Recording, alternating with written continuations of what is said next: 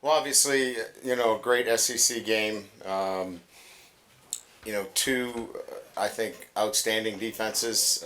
Ours was better in the second half. I think they had 6 possessions, and I think they punted, 3 times, and I know they had a field goal. We had the interception. I think one on down. So just a classic,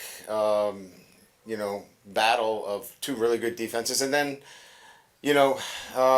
guys making plays in the second half. Jayden Daniels made a lot of plays for us in the second half. Um, Receivers stepping up, the back step up. And what was evident to me was our physical conditioning in the third and fourth quarter. We were able to control the line of scrimmage. And, when everybody knew we needed to run the football, I know I was asked this question several times.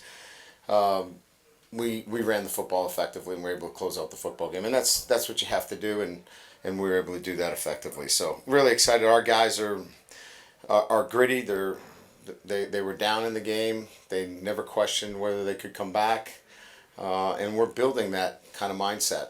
And if they keep working hard and keep doing the things the right way, we just want to be a better team in November. So if we can incrementally keep working at it and get this team better in November, this can be a pretty good football team. So with that, we'll open up to questions. Brian, you talked this week about the complementary football against the air raid and all that. Was there ever a moment kind of the offense was starting to get going that you were a little bit worried about the defense maybe getting tired and getting out? Absolutely. Yeah, we were putting them in some compromising positions. That's why we went for it in some fourth down situations. We needed to stay on the field. We had 4 penalties, procedure penalties early on. So we were shooting ourselves in the foot. I knew we were going to settle down and play better football. It was just a matter of that we had to play great on defense, and we did early on to kind of stem the tide until we started playing better. We went to a 2-minute tempo right before the half. Obviously, that worked very well for us. We were able to get on the board and kind of get some momentum going into halftime, and then, obviously carried that throughout the second half. Coach, here on the left, defense obviously played great. What was Matt House's kind of philosophy or game plan going into this one? Yeah, we had talked about it. The most important thing is you can't give them a pre-snap look that is comfortable.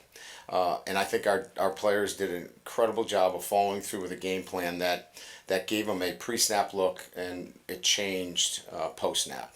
And that's the players being disciplined. That's mixing up calls.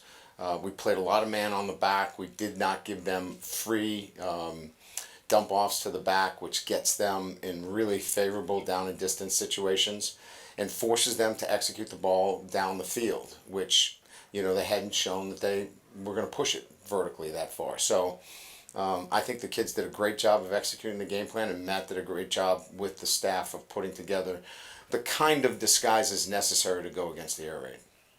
Coach, we kind of saw the run game open up around the fourth quarter. Do you think the struggle with the run game in those first 3 quarters were due to, the offensive line just needing time to, mesh and get their reps in?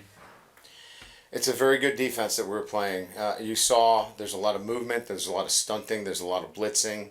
We're playing 2 true freshmen at the tackles positions. I think that might be our third lineup change this year. So continuity is important on the offensive line. There's a lot of calls. So continuity is important. But I would say physical conditioning was really huge in the second half for us, and we were able to really move them off the ball late. Coach, talk about the adjustment you made in the second half. It seemed like y'all went to like a quick step drop with Jayden to get the ball out of his hands quicker. I mean, there's something y'all talked about at halftime or what? Yeah, so a couple of things. First of all, we went into some 7-man protection. We left the tight end in, some max protection. The ball came out quicker. There's no doubt about that. We wanted to make sure that we protected him. You also saw we sprinted out on some key situations, came up with some big plays in third down. We had another fourth down, which we didn't convert. The ball came out flat on one roll where we rolled left. But those were some of the adjustments we made. Defensively, it was no major adjustments.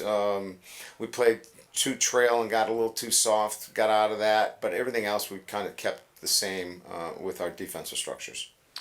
Hey, Coach, 7.5 minutes left to go in the game. You had a 1-point lead, 4th and 3 at their 34, and Jayden makes the big throw to Malik. What did you see on that play? What did that play mean in the victory today? Well, that was a huge play, obviously. They had been giving us enough man that on one side of the formation in the 2x2, we had a man beater. On the other side, we had a zone concept with the back. So we were going to flood a zone if it was zone or quarters, and on the other side it was a one-on-one with Malik with a lot of field to work with. So Jayden did a really good job recognizing the man coverage, put the ball out there. The first couple of throws down the left side, he opened up. I reminded him that he was getting a little bit open and voiding his shoulders. He came back, tightened it up, threw a beautiful ball. Malik makes a nice catch. Hey, Coach, right up front. You kind of touched on it a little bit, but 2 true freshmen playing tackle and 2 sophomores playing guard for you guys. Just, I know penalties are something you want to get cleaned up, but just how would you assess the overall performance of those guys? Yeah, I mean, it's really good. I mean, some of the penalties were, we thought we had somebody in the neutral zone. They saw it differently. We had a tough day with the clock. That'll be a Monday meeting. So we'll see what happens there. So we had a clock that we thought was coming down, and then they move it back up. The guys were a little anxious. So we can fix those and clean those things up. But all in all, to have 2 true freshmen, 2 young guys, the 3rd starting lineup we have, I'm really pleased with what they did tonight. Brian, how far have you come in 13 days? I said this, I think, at the press conference. The one thing I know about this group for certain, and we're still trying to learn more about each other every day, is they're fighters. They'll fight. And we saw that against Florida State. We were obviously very talented going against a Southern team. That probably wasn't a great glimpse, but I knew that they would fight tonight. The areas that we have to get better at is we have a standard of preparation that has to get better each and every week. And if we continue to work towards that standard of preparation, they're going to be pretty good. But it's going to take, it's not easy. And I think they're starting to believe that. Winning helps. So if we can continue on that realm, I think this team can continue to get better. Coach, the comfortability of Malik and Jayden, they seem like they have a connection there. Yeah, I mean, he likes finding them. We had a 3rd down situation where I don't know if you saw an overthrow where we had to settle for a field goal. Malik got the signals crossed up, but he was looking for Malik in that situation. He was on a Z score, and we ran a different route. But he does feel comfortable getting the ball to him. We'll get it to Kayshawn too. He gets a little bit more coverage and help over the top. So, Malik's the beneficiary of it. So it's much more about Kayshawn sometimes gets the double coverage, which leaves Malik in a really good situation, and Jayden sees that. Coach, you said that moving Jay Ward to the nickelback position was a natural fit for him. Obviously, we saw that tonight. How did you identify that? What characteristics does he have that make him better at that position than safety? Yeah, playing him low and giving him the opportunity to run fit. He had 15 tackles tonight. He was outstanding. He was all over the place.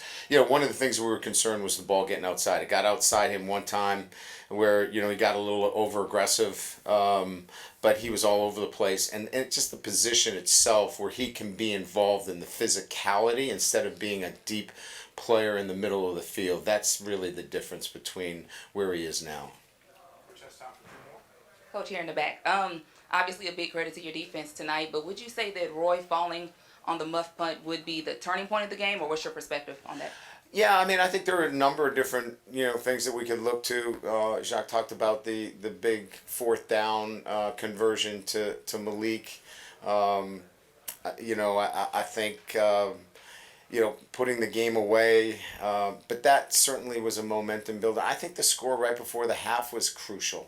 Getting something on the board and building momentum with the group so they had something where we could say, hey, we didn't play great on offense, but now we're right in it. So I think there are a number of moments that you could look to, but certainly, we got one back there, certainly. believe you started 0 for 8 on third downs tonight, then went 6 for 7. I know you got to credit the players, but what did you see with the calls and kind of how you changed that third down game plan? Yeah, paralysis by analysis, maybe. Early on, we went faster. We kept 7-man protections, simplified it, maybe got a little too cute early on, and kept it a little bit simpler.